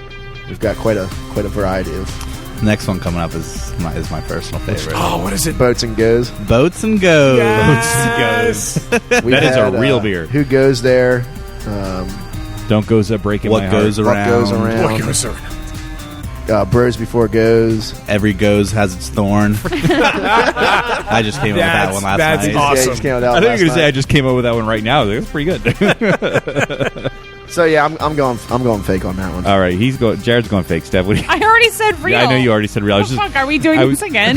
making sure it was your final answer because you It's were my final answer. You were- Fake, real, Final fake, answer. real, fake, real. you were, Damn. you were flip flopping a bit, Dan. Fake. Dan is saying that's fake, and finally Ben. Real. Ben is saying that's real. Ben and Steph are correct because it is in fact real. All right. It is a blood-warming 10% ABV Russian Imperial Stout from Drafting Table Brewing in Wixom, Michigan. Has notes of chocolate, dark fruit, and licorice. Moving on to our next beer of the game, and Steph is going to guess first on this one, and this beer is called Do It Till You Grew It. Ah, Is that that's real or fake? funny. I don't. Do you know what a gruit is? I know what a gruit is. Is it a beer, though? I'm going to say it's real Is it? No, it's because real. I always say real for everyone when we do this game. Yeah, you do. That's your strategy. It is Dan? my That strategy. would be my strategy too. If I feel like he doesn't have enough motivation to come up with too many fake beers. One game they're going to be all fake just to fuck with me. I'm waiting for it. There's been games where I they were feel all like real. with 200,000 different beer names out there. That Yeah. is probably out more there. than that. Yeah. but- Yeah. Do it till you grew it. Do it That's till you grew funny. it. That is funny. Dan, what do you think? I am gruit. I am Gruit. That would be a good one. I will say fake. Dan is I'm gonna go fake. saying that's fake. Ben, what do you think? I think it's real. Ben is saying it's Damn real. it. And finally, Jared? There aren't a lot of Gruits. I was going to say, I don't think there's a lot of Gruits, so I'm going to go with fake. Going with fake. Interesting. Ben and Steph are wrong. Hey, all right. Because it is, in fact, I fake. guess you do know what a gruit I do. is. I've done 111 episodes of a beer podcast. I know what fucking Gruit is. I was actually going to do I Am Gruit. That was one of the ideas, but I was like, it's a little too on the nose. So I went with Do It Till You Grew It. Guardians 2, May. Do Here's an we interesting spend question, too much though. time together that I said that? Yes. But it does. So Gruits don't have hops. So is it really beer? Yes. Is it still beer? Still beer? Okay. Just That was beer before. That's true. It was beer before they figured out how to make beer good. It was beer before beer. It was No, beer that's before not, beer. there are some. I've made some Gruits before. There are some. I think I had a pretty good gruit stuff last out time there. I was here, actually. I would be interested in trying one. I don't think Or I've the ever had first one. time. I don't know that I've ever had one, here. actually. Frauk Ales. They make a bunch of different Gruits. All right. What's the name of the last gruit you had on? I think you're thinking Oh, I'm of looking at the wrong Skullduggery, Which was a braggot. Oh, yes, that was. We haven't made a Gruit here. I made one down at Maspillion. No, that's what I was thinking of. But yeah, we haven't made one here yet. And you also had a beer on tap last time where I had to look up the style because I'd never heard of it before. Was It was all the way on the. We probably yes. made it up. No, No, I Googled it. It was a real thing. we tried made it up. Now it's a Dutch style Kewitt. So they're beers made with a majority of oats in the grain bill, oats, wheat, and then a little bit of barley. I love them, but apparently the public does not. It's really that love is not widely shared. It's very grainy cereal. Yeah, Interesting. Interesting. And they're pretty boring. I mean, they're pretty basic. That was the reason behind them, was they didn't have a lot of stuff to make them, so they just kind of threw them whatever they could find. Well, I obviously didn't hate it because I still came here to record a podcast. So Yeah. You still remember it, too. Obviously. Looked up. Dan, it's your turn. Moving on. Is it and really? Dan is going to guess first on this beer is called Smells Like a Safety Meeting. Is that real or fake? What does a safety meeting smell like? It's the question on everyone's minds. I want it to be real. I'm going to go real. All right, Dan is saying And I that hope is- there's an explanation in the description. Dan is saying that is I real. I bet you I can give you the explanation. All right. I've been to safety meetings. Ben, what do Oh. you think? It's real. Smells Saying like bleach. it's real. Trying to keep that poker real. face. It's not working. It's real. Jared's going real. Everybody's saying real. Everybody is correct. It is, in fact, real. It is an 8.5% ABV IPA from Dark Horse Brewing in Marshall, Michigan. It's an India Pale Ale, very reminiscent of the hop's cousin in the mulberry family. Between the secret blend of most dank hops they could get their hands on and a more than healthy, in quotes, dose of double dry hopping, this beer can be announced to the nose from across the room that someone is So definitely can Corona. having a safety meeting. Smells like a safety meeting. Safety meetings suck. Yes. And they smell bad. Yes. And if your But friends that don't... beer is good. So, when you said soak in Corona and you said can be smelled as deaf, I thought you were going to say somebody is defecating. No. Not no. somebody is No. definitely. Well, if we were talking about Corona. But anyway. Moving on. Moving on. If your friends I don't drink safety Corona. meeting, then they're no friends of mine. I like Corona. Now that song's Do you in my really? head. Thank you. I do. Wow. All right. No I judgment. do. No judgment. I'll drink it When if I there's a am- lime in it and when I don't have to when smell I it. am, when I am outside down the river or out kayaking or something, All right. and so I don't there- have my own beer. Like, there's a very specific placement for it. Yeah, I'm not going to go and like just buy one. Just at walk a in bar. here with a Corona one Yeah. day. No, I have a very specific setting. Okay. I can say that about a lot of beers. Fair enough. Yeah. Fair enough. I I drink love- hams too. I like hams. I Yeah, love said like it. tailgating the Phillies game with like super duper cheap beer. Yeah, It's the right time cheap and beer place. absolutely has Yeah. its place in the world. Absolutely. I can say that. I make beer. I'm allowed to. You're allowed to, yes. I just drink beer. We have one more beer in the game. Okay. Go. It is not a cheap beer. Do you want to like? It is a very expensive beer. Are you starting first? Does that mean it's real? I'm going That's what to it sounds like to randomly... Actually, you know what? Steph's going to guess first on this one. Fuck. This is Fuck. called Drink Like No One's Watching. Real. Steph is Wow. saying that is real. Ben, what do you think? I think it's real as well. What about All me? right, Ben is also saying real. Dan, what do you think? Sure, I'll go real. Now that Ben went. Dan is going real. I'm going to go fake just because everybody else is saying real. Finally, Jared says fake, and Jared is the only one who is correct because that is Damn it. fake. That is You came not up with a 2 beers real this time, beer. wow. I did. You've got a podcast like you don't need the money, vamp like you'll never get hurt. You've got to drink like nobody's watching. It's got to come from the internet if you want it to work. That's a deep cut, ladies and gentlemen. We're going to add up the points real quick to see who our big winner is. We have a runaway winner But we also have. with 4 points. Jared, 4 out of 5. Hey, Nice job, buddy. congratulations. Yes. Yeah. But. In second place, we have a German Sparkle Party I like German sparkle party. with 3 points apiece. Ben, Steph, and Dan. Yay! So, a good showing all around from We didn't everyone. suck. I Can I was really just liking say- that 8-bit background music. you were playing. It still just blows me I like German sparkle that's a real thing that's on the internet. just say it still just blows Blows me. my mind. Oh my fucking god! It makes blows my mind and amazes me. Dan just blew himself. Oh my god. This is the part of the game where we do our patron roll call, where we call the names of our most generous patrons on Patreon, and we have a new one to add to the list today. But starting at the beginning with our longtime patrons, Wolfgang Von Colt and Victoria Miles, who made a guest appearance on our last episode. We also have our local hometown brewing company, Oak Brook Brewing. Many thanks to them. The one and only Joe Mansell, that's no baloney, Joe Man. Thank you very much, longtime listener. And our new generous patron, who is actually in the house tonight selling T-shirts for us, Ron McDonald. Yay! If you want to become a patron and get your name on the episode, you can go to patreon.com/beerbusters. Which Ron has also been on the show before. He has. Yeah. Yeah, like a at the end, just like a sneak surprise. Yeah. Had some really good homebrews. It's like a real inner circle thing. Yes. Normally, we would be getting some beer education right now from Know Your Beers. We'll get to that, I promise. But we have somebody joining us at the table now who is longtime friend of the show, first-time guest of the show, if I'm not mistaken. Correct. All right. Oh my God, you've never been in front of a mic before? I realized that when it came up that he was going to be on. We have Derek Markle. How are you, sir? Not too bad, considering the stuff I've been through the past few weeks. All things considered, yes. You look like you're doing well. Yeah, can't complain. Good. Well, we're happy to have you on the show. I can't believe it's taken this long. Listeners may know your wife, Chelsea, has been on the show many, many, many times, and probably will be again because we'll be at Little Big Beer Fest for Harrisburg Beer Week. But you have something cool that you are up to now. And I know you say, you are involved in Harrisburg Beer Week as well, but what is your current project that has brought you to the table? My current project is about back at the beginning of December, I got involved with a friend of mine who owns a restaurant in Harrisburg, and they approached me about brewing some beer for them for a tiny nano brewery that they started. Or as they refer to it, a boutique brewery, which that was I like. actually my idea. Oh, that was your idea? Oh, Yeah. I was looking at it. I was like, boutique brewery. That's cool. It All right. sounds classy. It does. It sounds really classy. What restaurant is that?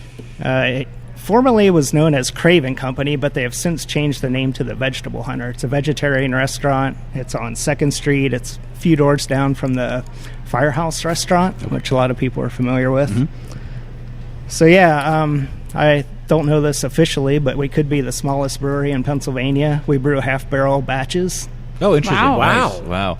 It is basically homebrew equipment, so Blickman brewing system, SS Brewtech fermenters. So, it's all like straight-up homebrew, but we're able to sell it. And that's cool. And I love the description. It's small batch brewing using fresh and unexpected ingredients. The beer recipes are crafted to complement the seasonal food featured in the restaurant, and they're using PA malt, hops, fruits, herbs, and vegetables. Cool. So it's all locally sourced, which is even excited better. about that. Which I would expect from like a vegetarian place. Like locally sourced seems to go hand in hand. No, I don't mean that in a bad way. Like locally sourced seems to be. Vegetarians. Oh, God damn it! Shut up. Fucking veggies. I approve. Whether or not Steph is going to let me approve. Hey, I'm excited. My original dream was to open a vegan brewery. So I remember that, and we got if many I don't have arguments to do it about myself that. and somebody else has to do has it, done it. I that's told great. you were going to be the brewer at my bacon restaurant, and you were so on board with that. Anyway, this is Derek's time, not our time to argue. That is true. So, not everything is local. I mean, as much as possible, we'd like to do that. But the first couple beers, we did use some Deer Creek malt. We did a hibiscus saison to get some herbal stuff going. It's got a hair of Dutch. Yeah, I have there you go. It's got a hair of Dutch. plans to do like beers with lavender and things like that. Cool. Oh, that'd be cool. Herbal type stuff. So. Nice. So, what was the impetus for the Vegetable Hunter, as it's now called, to start a brewery? They just like always kind of are they like beer drinkers, or they just thought it'd be a cool addition to go with the food? They met you and they were like, "You make really good beer. Why don't you make it for us?" No, actually, like this was about a 2-year process for them from when they first started, and they got all their approvals and went through the licensing and everything. And that whole time, they had planned on working with another home brewer in the area. And then once they got their license, that person decided they weren't interested anymore. So then they were kind of in a jam. Oh wow! So they had a license with no equipment and no brewer. Right. And so then you I saved actually the day. went to school with the woman, one of the owners. I actually graduated with her from high school, so they approached me and just said, would you be interested? And at first, I wasn't really interested because I have a full-time job throughout the week and didn't think I would have time. But so basically I came on as a consultant. So I helped them get all the equipment, helped them get it set up, and I'm doing all the brewing right now. But I don't know that that's going to be like the forever plan, you know, like eventually we may get somebody else involved. Cool. So we know you have been homebrewing for a long time, and you make some really good homebrews. Have you ever had professional brewing experience, or you just been a homebrewer for just a homebrewer? How long have you been homebrewing? A little over 8 years. Oh wow, so quite a long time. Nice. So but it wasn't that big of a step for me because basically it is still home brewing. It's the only difference being we can sell it legally. Right. I guess, it kind of matches up with the system, And it kind of is a perfect match for you because you do enjoy, I know you homebrew a lot of pretty tasty IPAs, but you also dabble in using some unique ingredients. So are the recipes that go with the beers that are featured right now through Vegetable Hunter, are they your recipes that you used to homebrew or still do? they're my recipes. They're not. Nothing is really something I've exactly brewed before as a home brewer. Like, I pretty much always use liquid yeast as a home brewer, but being a commercial brewery, it's a lot less expensive to use dry yeast. It's just easier to deal with. We don't have to make starters and things like that. So we're using all dry yeast right now, so that's a little different. But we have I brought 2 beers tonight. It's a hibiscus saison and an IPA that we just released this week. Let's crack them open. I don't know which is which because Chelsea filled them for me. Didn't tell you. So we'll drink this one first. So we'll pass that around. Oh, that is pretty. Well, that is pretty. I know which one that is. So this is an audio medium, but for our listeners, this is a nice, like, light reddish, pinkish. It's so pretty. Nice, really cool color. We can just pass the bottle around. Yeah, that works too. Get a little sip here. Oh yeah, you definitely pour yourself some. Absolutely, you deserve it. While we're passing it around, though, you also have something else going on. The It's a Brew Life blog going on. With an awesome hat, by the way. You have a really cool hat. Yes, We the need branding hats, is guys. awesome. We need Beer Busters hats. Well, yeah. We need to learn from them. They're great at branding themselves. Yeah, I know, right? So how long have you guys been doing that, and what was, like, sort of the inspiration for that? Oh, wow. How long has it been? I don't even know exactly. It's been less than a year. What people may know that Chelsea, my wife, writes for Stouts and Stilettos, in addition to being one of the co-founders of Harrisburg Beer Week. But we wanted to kind of be able to do something together where I could write about some home brewing things and she could write about, whatever she wanted. And so she kind of talked me into helping her out with this. But unfortunately, I haven't had a lot of time to write lately because I've just been too busy. But I have some articles on there about different home brewing techniques and building some of your own equipment, things like that. But Chelsea's been doing most of the writing at this point. Yeah, the girls usually do the writing, don't they? They do. Yeah, that's how it works. Wayne makes us look good. I make us sound good. You while write. the guys build the website You and write. edit the podcast. You right. Oh, yeah, I do nothing. We'll argue more about this later. All right. Okay, we need to talk about this because Yeah. this beer is freaking gorgeous. It's beautiful and it smells fantastic. So yeah, it's a Saison. It's done with Pilsner, spelt, Oh, wow. wheat, Motueka or Motueka hops, however you like to say that. Motueka. That's fun to say. And then we just added the hibiscus at the end of the boil. And it's done with the Bell Saison yeast. So this is called Punk Rock Girl? No, It is. yes. This That's is an awesome Punk name. Rock Girl. This is another. I think the next name is more awesome, but We'll get there. We'll get there. Foreshadowing. But Is this name inspired by Chelsea? That one was Chelsea's idea, yes. nice. So yeah, this is only the second beer we had done there on the system, so we're still kind of trying to learn some things. But first beer we did was actually the first beer we did was a blonde ale just to kind of learn the system, and we ended up having to dump it because we had technical issues with our fermenter temperature control. Oh, really? Actually, the power supplies went up in smoke. So, Oh, my gosh. Well, yeah, that's a little bit of a problem. a Yeah. technical issue. so yeah, we dumped that batch, and then we did a pale ale, and then this hibiscus and Interesting. IPA that I brought tonight, and then we have a robust porter that's almost ready to keg that has toasted coconut, Whoa. cocoa nibs, and coffee. Whoa. Oh, that sounds really good. That sounds So really good. these beers are available now to purchase. There's to go 3 there. available right now. It's the IPA, the hibiscus saison, and the pale ale. And are the beers sold in like pints? Can you get flights? Can you get the beer to go at all? Probably not, since you're No, there's so no small. to go just because of the small size. There's no sample flights. We're doing 12-ounce pours. So you're doing the Pizza Boy version. I guess so, You yeah. get the size that I give you. This is how you drink it, and you will like it. And then, okay, you want a half pint, you're going to just pay 50 cents less. Yeah. I can't get over the flavor in this beer. It's amazing. And like the hibiscus is there, doesn't overpower anything, and you get everything that you should get out of it. You get the saison, and then the hibiscus kind of rounds it out. The and best beer review ever. You get everything you should get out of it. Done. That's whatever. No, I love it. I love that. I'm not trying to be a bitch, really. I love it. It just happens naturally. Yeah, there it is. Yeah, most of the saisons I do as a home brewer are mixed fermentation, and we do have plans to do that. It's just we're just not there yet. Yeah. So. Do you plan on expanding from the half barrel system? Are there plans to move up to anything larger? We're very limited on space, so that was one of the reasons we went with the size You know that system problem. We do. No, literally, our brewery area is 9 feet by 9.5 feet with 6 foot high ceilings. Wow. You've got I a wouldn't mansion even here, fit Jared. there. 6 foot high ceilings. It's Yep. That is a nano brewery. I will look from the outside, my friend. Yeah. So that luckily, might I'm be the short. smallest brewery. I'd have to bend over. Yeah, that might How be. tall are you? You're hired. Yeah. Pretty much, yeah. One nice thing was it at least had a floor drain already built in, so that was nice. That's always nice. That's good. That's good. One thing I do like about this beer, I just want to make one quick note before we move on to the next one. My glass is empty. Let's go. I know. In the tasting notes, it said it has notes of toasted bread, and what I found was interesting was when I first started drinking it, I got that. Like, I got, like, the toasted bread taste, and then as I got to the end of it, it was, like, sweeter and fruitier. Like, it sort of changed, and I like that. And that's all I have to say. It's an evolution in the glass. And now we glass. can move on. And now we can drink more. That's all I have to say about that. So this is an IPA, correct? Yeah, it's 6.6% IPA. All right, with bring it on. Citra, Mosaic, Centennial, and Equinox. And this is called Drink Floyd the Beer. Floyd the Beer. I love this name. That was not my idea. I wonder why. Yeah, it's pretty awesome. And the picture, the photo I saw on the Facebook page for the Vegetable Hunter, they have, and it's in the style of like Pink Floyd The Wall, like with the white brick wall, but it says Drink Floyd the Beer. It's pretty cool. Yeah, so the husband, the other owner, the guy, he's really into music, and he's an artist type guy. He does all the artwork, and oh, cool. He came up with that name. It is a name you would come up with. Yeah. I'm actually surprised. Like, it seems so obvious, Drink Floyd, but I don't think I've ever heard anything else. Like, it's one of those you think somebody would have thought of it, but... Yeah, there's nothing in Untapped even close. You would figure 3 Floyds would have thought of it by that point. Yeah, anyway. Actually, yeah, right? Maybe It's they're so like, that's too so obvious. It's there. Wow.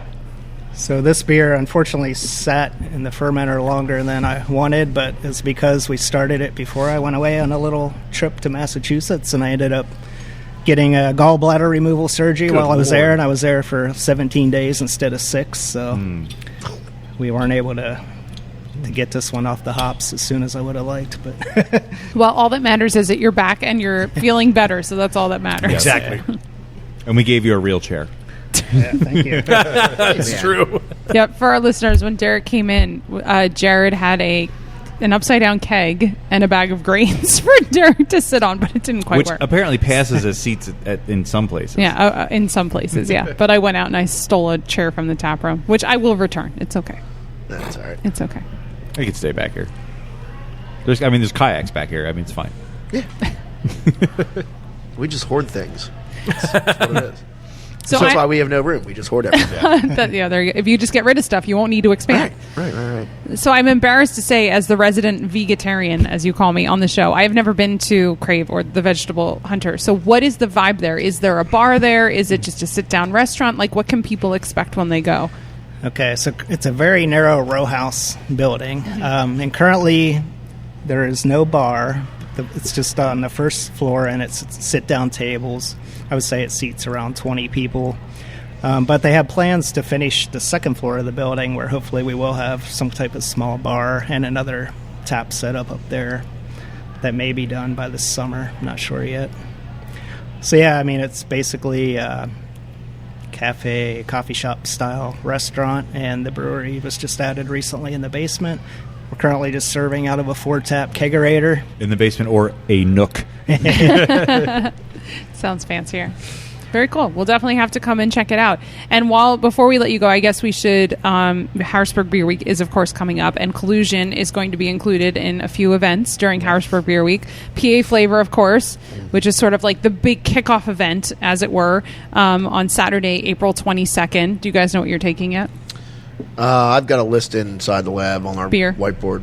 We're bringing beer. But I just, yeah. And did I see you guys are judging the Battle of the Homebrews? Yeah. Both of you? Both of you? I don't know. I know Jared I is. signed up for it, but if he needs to or wants to, I'd like to get you in there and Very judge cool. too. Yeah. So that is Sunday, April 23rd. If you're not at Imminent Liquidation, you definitely check that out. Or do both. Holy crap. Just Oh, get that's the drunk same all day, day. isn't it? Wow. And then Wild and Funky Ales, the week-long Oh, feature wait a at minute! Garlic Wait a minute! Poet. We have a conflict here because you guys said you were going to be at imminent. Yeah, you did. With the Firkin. I will be. Hold on. Rewind. I guess All you're right. judging alone. So Jared's judging the homebrew contest. Yeah, we got to spread. We got to spread Ben's ground bringing the Love. All Firkin. right, get so to go to Ben, you'll be on the Liquidation show again. because you agreed to judge the homebrew competition, and I agreed to go to imminent liquidation. You can judge and then come to Imminent Liquidation. It's okay. We'll save a few good bottles for you. It's fine. We'll just cut the baby in half. Wow. All right. And then, of course, Little Big Beer Fest, which we'll all be at, everyone at the table. Yeah, boy. Saturday, That's true. April 29th. So all the fun things. And, of course, I'm sure there are more to come, but you can check out Harrisburg Beer Week on Facebook, and I'm sure Collusion's Facebook page is going to post everything. And, yeah. So, yeah, Anything else you want to plug while you're at the table, Derek? Well, the homebrew competition is on April 23rd from 2 to 5. It's at the Broad Street Market in Harrisburg this year. Oh, very cool. I do like that market, I have to say. Tickets are $25. They're for sale now. And They have bacon donuts there. we have 35 homebrewers signed up, most of who will be bringing at Whoa, least 2 35. beers. Yeah, so Wow. there'll be a minimum. That's awesome. Minimum of 70 beers there, I Wow. believe. So have fun judging. Jared is judging all 70 the beers by judging all the himself. beers. He'll be laying in the kayak. Yeah, I'm down. And the I'll be vegetable kayaking hunter, too. Great verse afterwards. we're doing a collaboration with Mad Chef on March 25th for a Little Big Beer Fest. Oh, nice. Awesome. That's exciting. So- That's Will it be called Mis Pantalones en Fuego? Oh, wait, that's our collaboration. That's beer with ours. him. Yeah. I don't Francisco, you can't use that name with anyone else. Yeah, I don't know the name, but it will be a super saison brewed with butternut squash and apples. Oh, Ooh, fine. that sounds Whoa. exciting. That's cool. And that will be at Little Big. Yes. Nice. All right, Can't sounds wait. good. So I guess we'll talk to you then. Good things to come. Yeah. So listen for you'll Derek's voice officially again. officially at that point be a repeat guest. I'll full. I was going to edit that out, so fuck both of you. But yes, you will officially be a repeat guest. I love can't it. believe it's taken this long to get you on the show. I know. Well, better late than never, right? That's true. Yeah, I'm not That's that true. important. Well, and now you get to now you get to sign the tablecloth. Yes, sign the do. tablecloth It's because you official. are a guest. Awesome. Derek, thank you so much for bringing these beers out. You're spreading the love of, and I have to support the vegetarians. I know I'm related to one, unfortunately. But awesome beers, man. Keep up the good work. Oh, thanks. And now back to our regularly scheduled programming.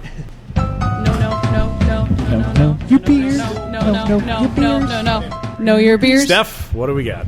Wait for it. So I recently read an extensive article. How extensive? Very. The summary is amazing. You have no idea. Extensive article on BYO.com by Gordon Strong, Hey, Gordon. one of my favorites, about evaluating your own beer. Not to be confused with Gordon Week. Wow. So critically tasting your own beer can reveal avenues for improvement in your home brewing. First, to judge a beer, you have to understand and be able to articulate, of course, what you are tasting. Stop it! Even I didn't think it was funny. Wow. Jared's turning like purple. There's tears. It shouldn't have been that funny. It was not that funny. It's just one of those. That's why things. it's so funny, because it wasn't that funny. It's like a horrible dad joke. That's what I'm Yeah, here for. pretty much. Yeah. So Strong recommends starting with the checklist version of the BJCP score sheet, which of course can be found at bjcp.org, since it lists much more detail about the possible sensory characteristics. Follow the same general order as the score sheet: aroma, appearance, flavor, and mouthfeel, and ask yourself whether the beer contained each attribute or not, and if so, what intensity. List the most intense characteristics first, since those are the dominant ones, and use the adjectives on the score sheet to describe each component in more detail. Once you get enough practice, you don't have to use the checklist anymore, then you can simply just take your own structured tasting notes. There's another class of perceptions that don't belong in beer, of course, and these are faults: technical faults and style faults. Technical faults are generally derived from brewing, fermentation, or storage mistakes, while style faults are often balance related. Some faults are temporary, while others are permanent. Temporary faults will sometimes go away on their own or can be coerced into going away, while permanent faults often lead to dumping your beer. The BJCP offers a list of common beer faults with potential solutions at bjcp.org. The faults are described using their perceptual characteristics, and use evaluation to isolate these faults, and then reference the fault list to determine cause and effect. Consider the most likely causes or faults rather than those that are rare, and look for multiple clues toward the underlying problems. Another important aspect is to understand beer styles and how well a beer matches them. Beer styles are a convenient shorthand for describing beers. If you can develop a mental picture of what you are tasting, you can immediately begin looking for the key characteristics of the style. When judging your own beer with an eye toward improving your brewing, Strong says it's most important that you are objective and honest with yourself. They're not all 5 stars, guys, really. It's often difficult to judge your own work, but you have to set aside those feelings and put yourself in the shoes of a dispassionate judge in a competition or a consumer at a bar. What do you mean they're not all 5 stars? My Mr. Beer was fucking awesome. Your Mr. Beer was literally 0.25, and that's just for effort. Oh, so at least I'm on par with JR's beer. Wait. I love you, JR. I'm joking, man. Your beer's fantastic. Wow, by the way. It's just because of the thing we mentioned earlier. It's a callback. It's called a callback. First of all, hold the fucking phone. Shut the front door. In the context of the style, American Light, your Mr. Beer was 5 stars all the way. Oh, thanks. I disagree. If you want to hear us drink Mr. Beer, listen to episode 100 of Beer Busters Podcast. So for more advice on evaluating your own beer and a list of common beer faults, go to BYO.com. And for a free issue of BYO Magazine, click on that wonderful banner on BeerBustersPodcast.com. Click it. So I think we have a few more beers to drink, so why don't we do this? Beer me! Beer me! Beer me! Beer me! Round 2, fight. All right. What do we have? There's a dark one. Are we doing the dark one first? We are doing the, I guess, lightest, the haziest one first. So Okay. we're doing light to dark. Wait. We're gonna Haziest one first. We're gonna go hazy and then dark and then golden. Hazy, dark, Okay. golden. So hazy is this one, right? Hazy, dark, golden. Is that like 0 dark 30? Hazy, dark, golden. Almost. All right. So confused. So is this is not mysticism? This is mysticism. Oh, this is Mysticism. right. So this is the Don't Goza Breaking My Heart. this is the only goza that we have made so far that has not been a pun. I'm disappointed. Which Take is it back. unfortunate. But this is kind of a test to see if it's going to work out as a summer seasonal. Okay. So this is 6% goza, just wheat, barley, wheat and 2-row. That's it. Salt, coriander, and apricots. Nice. I like it. It's really I good. approve. It's very bright and summery. Yeah. It's so bright. I made a motions. really awesome hand motion that our listeners can't see, but rest assured it was awesome. Yeah, it's not. I mean, we didn't overly sour this one. I mean, this is nice and light, a little tart, but not overbearing. What I like about it is it kind of looks like lemonade, and it tastes very juicy. Mm-hmm. So it works really well. I really like it. Where's It's Becky really with the good hair? I like it. Wait, what? All right, B. I think it's good. Yeah. It is. I don't know what else to say about it. I normally don't I feel like like this is gozas. the biggest compliment when I just want to drink it and don't want to fucking talk about it. It's freaking good. This is the part of the episode where the editing is the hardest. Yeah. Yeah, thanks, guys. Yeah, this is a base beer that went into that barrel, minus the apricots. Oh, nice. Into that Nice. into that gin barrel. That sounds really cool. I really want to try that. Yeah, I I'm think it's gonna be excited really fun. to see that come out. When do you think that'll be ready? Are you trying to get into his barrel? Maybe 3 weeks. I mean, well, I want to see how. Maybe tonight I've never if you're used a lucky. gin barrel before, so we'll see Yeah. how quickly that imparts the flavors. You that let we're me looking sniff for. your barrel, then we're best friends for life. That's true. That is Smart. Do you very want to smell my tequila barrel? Yes. It's It's right there. right there. So I actually Jared's my new best friend. It's delicious. we talked about the gin barrel earlier. I've never had a gin barrel aged beer. I don't think I have have you either. guys ever is that like a thing? Like, have you ever had a beer that's been I've aged? had a gin barrel aged cider. Cider? Ooh. Okay. All right. What sorts of characteristics does a gin barrel impart, and what kind of beers would you put in it? Because I really have no idea. So we don't really either. I mean, that's kind of the fun of this one. I've never used a gin barrel before, but I mean, Blue Coat is made with 10 or 15 different herbs and spices. I mean, there's orange peel, lemon peel, juniper, which is the biggest one. I know they have other stuff that's going on in there, but we're kind of going to find out. I mean, this is a pretty big experiment for us. Best answer ever, by the way. That was a good. We answer. really don't know. Yeah, we that's the beauty of doing what we do is sometimes you just got to jump Hang in in. and You see what gotta happens. Roll with the barrels. You got to feel it. Well, and it's You one gotta of the feel things it. like You where gotta you feel like we've all had a million bourbon barrel aged beers. You say that like there's something wrong with that. No, there's not. And we've had a few tequila barrel aged beer. Obviously, we've had like sours and you know the Cab Sav and the red wines and stuff. Rum. And rum. And you kind of know, like when you think about those liquors or those wines, you kind of know what you're going to get out of it.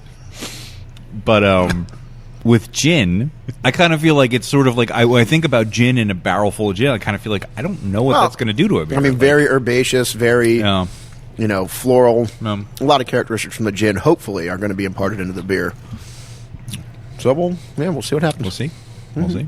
So which one are we drinking next? I don't remember. Dark was next, right? Dark one. Dark Masquerade. Masquerade. Now I'm really interested in this one because you call it a cappuccino stout? Correct. Porter. Excuse me. 6.5% cappuccino porter. Coffee beans, vanilla beans, cocoa nibs. That is really good. 6.5%. Super easy drinking. It's really good. It's got like a maple syrup on the back Holy end. crap.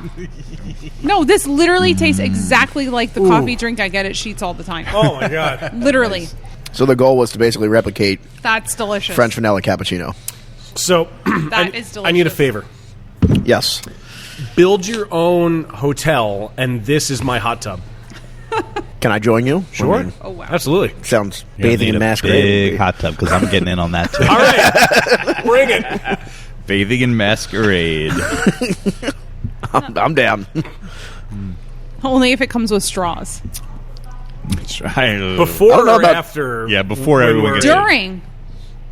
And like You want a straw while you're this in is it. this okay, so this is one of those beers that like as it warms, it will get more interesting. But if it were hot, I think it might be a little bit like not so much. Oh, see, I wasn't thinking of temperature.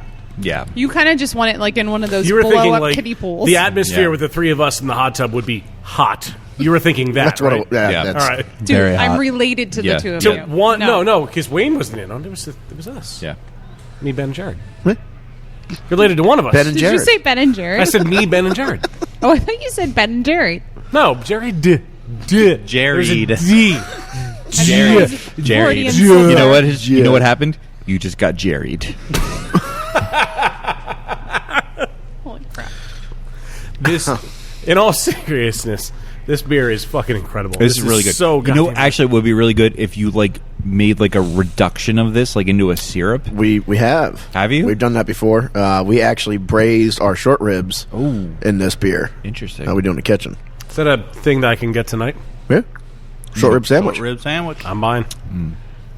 Are you I'm buying buying? mine. I'm buying mine. Sure, I'm in. Mine. You want to buy mine too? I mean, Don't worry, Dan. You don't have to buy one for me.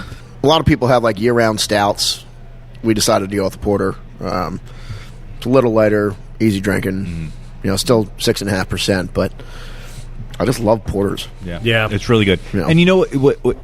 It's interesting because I always think of Dan as like the dark beer, like sweet, imperial, barrel aged, like dark Creme beer brulee. fan of us. Like creme brulee, yeah. Yeah, well, you are. Like, those are the kind of Purple beers monkey dishwasher. you sort of Well, yeah, purple monkey gravitate to. dishwasher. And I've always been like the, saison and wine and, And I'll drink anything. and you'll drink anything. But I've really found that, like,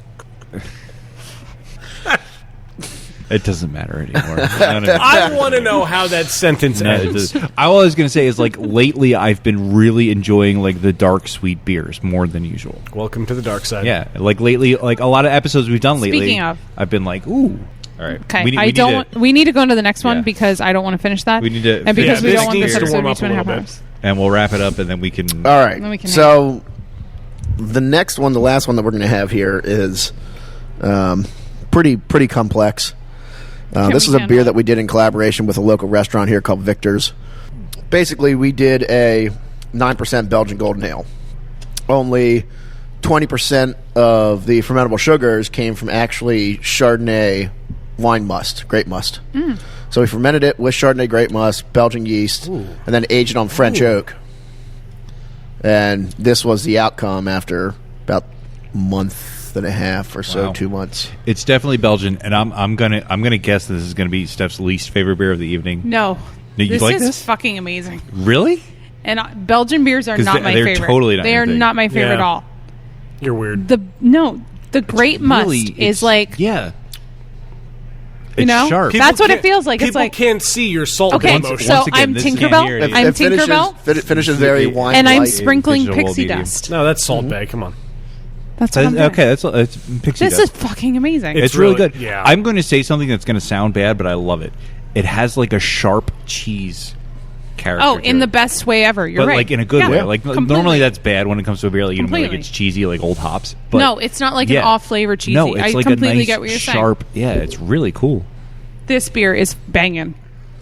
Honestly. You said this was in Chardonnay. Is that what it was? We actually use Chardonnay wine must, like Okay. grape must, like Chardonnay, juice, Chardonnay grape juice. Right. White Monkey is the other beer when I think of Chardonnay. Yes. That's Oh, yeah. I Yeah. fucking love White Monkey. White Monkey is that great. beer is Yeah. epic in my mind, and this brings me back to that, and I think that's why I love it so much. This is really good. This is actually delicious. like a surprise, like a little bit of a firecracker of a finish. Like I didn't expect this. Well, that's to be why I wasn't when we were expecting when it we were either. picking out all So the beers to bold, sample. yeah. I'm glad we still have this on draft because there's only there's one keg left. I mean, there's one Wow. sixth Yeah. left, and that's it. Wow. And we just tapped it last week. Wow. That's how quickly these one-off pilot batches go. I need to tell Jen to order it. Hold on. Yeah, that's really good. Like it's like really like punchy. Like it's like it grabs your attention. Like it's got And- a really bold flavor. And the Chardonnay aspect of it isn't like overpowering. Like it was, if it were aged in it, would be a little more pronounced. But this is very subtle at the Yep. end, which I think makes it all the better. We were going to do a bigger batch of it and actually age it in Chardonnay barrels, but instead, I said, why don't we actually just ferment it with Chardonnay grape must? Yeah. Like let's see what happens. yeah. And then we tossed in it's literally just French oak spirals. Wow. And it is 9%. You know what's funny is that Wait, it's 9%. yeah, it's 9%. But what's That's funny dangerous. is in our notes it says 9%-80% Belgian Golden Ale meets 20% Chardonnay. So when you glance at it, it's like, wait, this is 80% alcohol? Oh no, that's the wrong number. Yeah, you're correct. And I meant to ask you earlier. So you have the cidery, you have the meadery. How many? So you have the 24 taps of beer. How many variations of ciders and mead do you offer at the same So time? we actually don't make our own cider here. Oh, really? Okay. I haven't figured out a easy way for us to do it. Unfortunately, because of the production schedule with the beer, I don't have time to make cider that I really want to make. Right. Because the cider I really want to make takes months and months on end, and I can't tie up fermenters for that long. We could do stuff that we could turn around in a couple weeks. We haven't yet because the logistics of it are a little more difficult. Just acquiring the juice, getting it here, and having a container with it, trying to store it, it's a little more difficult than making beer. Yeah. And making mead. Mead is very easy for us because we actually get all of our honey delivered right from Lancaster. So they just come and drop off 60-pound pails of honey, and we dump it into fermenters and add some stuff and make mead. So as of right now, there's no mead on draft, but we do have 2 ciders on draft from Big Hill. They're out about an hour, north of Gettysburg, about an hour west of here, and they do amazing stuff. So we sell their ciders here on draft. But the other 22 lines are all our stuff, and we throw on mead whenever we can, Yeah. whenever we have some ready. Cool. It takes so long that we've Yeah. only ever got to do 2 full meads and then 1 hybrid braggot style mead beats beer. Oh, I meant to ask you too. Sorry. So I like that you do the meadery and the cidery, but what about the soda? I don't think we touched on the soda. So we haven't made soda yet. All right. And we can. This is the hot tub right here. Yeah, this is a hot tub right here. Everybody left us. Yep. We could do soda. The soda that I want to do, I really just want to make root beer. I love root beer. Me too. I don't have this written down. I actually don't talk about it too much just because it was kind of such a short stint. I actually used to work at Appalachian Brewing Company. Oh, shit. And I worked there for about 3.5 months, bottling beer and basically doing bitch work for about 3.5 months before I went to beer school. And they used to make soda there. Obviously, Appalachian root beer, white birch beer. Oh, yeah. That kind of stuff. And that's where I kind of learned how to make soda. But the root beer that I want to do, we don't have the tanks for it because once you make it, that tank is, you can't get it out. Like, it'll literally stain stainless steel, as ironic as that sounds. The smell, the flavors, you can't get out of it.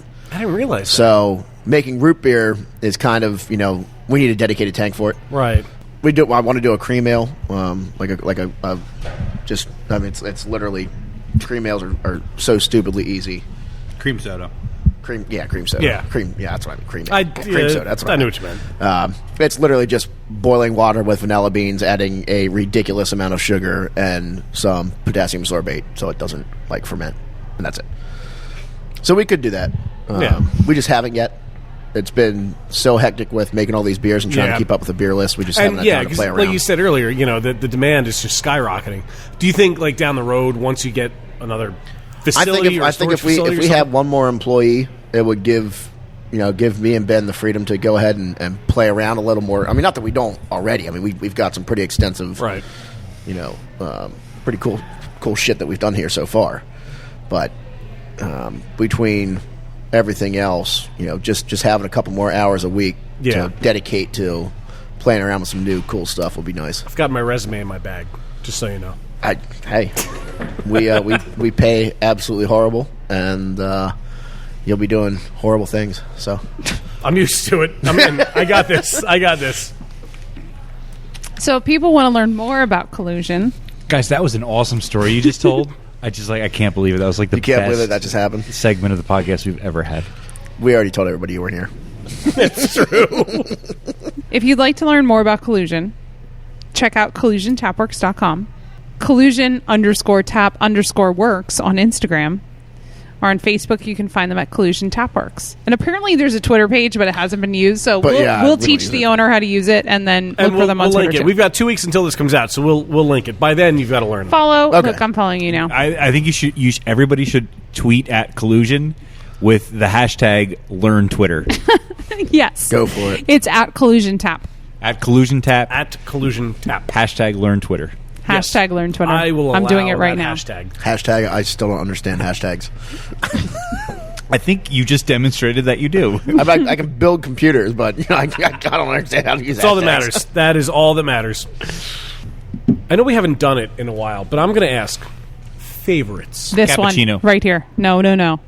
The one I can't pronounce. Really? The 80-20. Yes. The 80-20. 80-20 is my favorite. All right. I think I'm in for the Masquerade. Yeah, I liked all the beers we had tonight. Absolutely. I really like Homunculus. That is a really great that was IPA nice. also. Imperial IPA as I well. kind of want to Uva de Oro is... I like Belgian beers, unlike Stephanie. Oh, me too. I like them. They're just not my Duplicity is favorite. my favorite. They're usually your least favorite in the lineup. We can do That says without a lot barley if it's the wines. brewer's favorite. Yeah. Duplicity, out of all the ones that we tasted tonight, Duplicity was All my right. favorite. Nice. That's a great beer Nice. too. It's so long ago though, I don't remember it. Yeah. That was a while ago. Ben, what's your favorite? Ben, what's your favorite? Well, like Jared said, it's like picking your favorite child. It is. That's why we asked you. So do it. You have a favorite, you just don't tell people. It's the Sophie's choice. We have one. You just don't say. Duplicity and apricot goza. Nice. The Goza was freaking awesome. So, Yeah, like, behind not the first, the second and the last that we had today. Not the alley. No. No. Well, I guess alley would be the the second first, and the technically. second to last. Second and the second to last. Just let Dan end Well, this shit. I have 18 more beers out there if you want to go try some more let's beers. end this so Bring we can it. drink the Bring other it. 18. Let's go. Yes. So all the websites and social Yep, I media- just said it. Yep, that Steph just said. And, of course, beerbusterspodcast.com. You can find all your links on there. Hey, guys, just so you know, we're on Twitter and Facebook, too. That's true. At Beerbusters and at Beerbusters Podcast on Facebook. And So then like us and follow us. Beerbusters on Instagram as well. Yeah, rate us on iTunes. I've been trying to alleviate some of Steph's social media burden. Thank you. You've been doing a good job. Thank you. I appreciate that. Well, we do have to thank Audible for their, of course, continuing support. Don't forget, one of the other websites you need to go to besides beerbusterspodcast.com is audibletrial.com/beerbusters, where you get to download and keep your own audiobook. How cool is that? Hey, and if you're... That's actually pretty convenient. That is pretty cool. No, man, right? I just want to say, if you're still listening right now, you really Thank like this podcast. 'cause me. You really like I don't think a whole lot of people make it to the bitter end of our podcast. Joe Man, we love you. Yeah, Joe Man, we love you. Well, it there's gets a little off others too. rails. Yes, Joe Man, we love you, but everyone that's still listening, we love you. No, and if you are still listening to this podcast because you love us so much and you have some spare change, you can go to patreon.com/beerbusters and learn how to become a patron and help support the show and get cool shit, and we will give you hugs and kisses and love forever. We're going to go give I like hugs and squealers. kisses to Ron right now. There we go. And I love squealers. What a hell of a night. A lot of good beers. A lot of great beers. I am glad that we came out to York. So if you find yourself in this geographical location. Come out to Collusion. You will not regret that decision at all.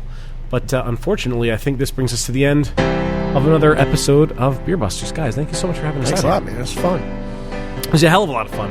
And, of course, he's not at the table anymore, but we have to thank Derek for coming up here with some of his Vegetable Hunter beers, which I did enjoy. And make sure you check them out as well. Lots of cool stuff coming out of them. Lots of cool stuff coming out of here of Collusion. The awesome barrels that I can't wait to see what comes out of them, especially that damn gin one that is just staring me down right now. Well, I am Dan Baker, joined, as usual, by my co-host and brewologist, Steph Hoffner. and the demented and fermented Wayne Baker. I don't think any squids were harmed this time. Maybe. I don't know. All right, we'll see you next time. Bye. Squall, squall, squall, squall.